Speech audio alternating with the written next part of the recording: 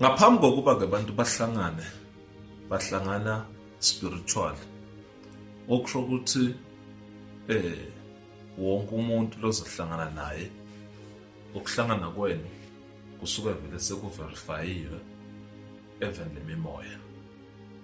Bangani noma abantu labazwana ngokwangempela bayabonelana, bayaphuphana. Umuntu lozwana naye ngokuqiniso niyaphuphana, uyamphupha wena, umbonela izinto abhekane nazo, nezinto ekumele azenze, nezinto ekumele azazi, naye akuphuphe, akutshele izinto. Leyo nto leyo isuke isho ukuthini leyo?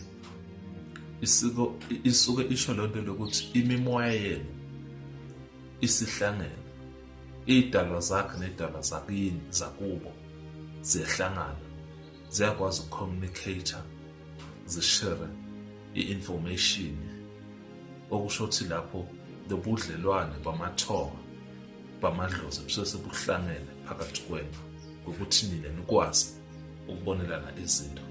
Sekuthi-ke esikhathini esiningi siyasenzela iphutha lokuthi sihambe siyothemba umuntu lokuprothendako, noma-ke lesokuthiwa sesesikhathi uqamba amanga, akakubonela izinto. Akakwazi umuntu ukuthi nihlangene kahle angakubonela izinto, nawe ungamboneli.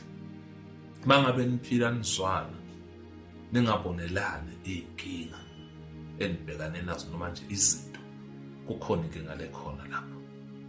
Busuke ubudlelwane benu bungakahlangani kahle.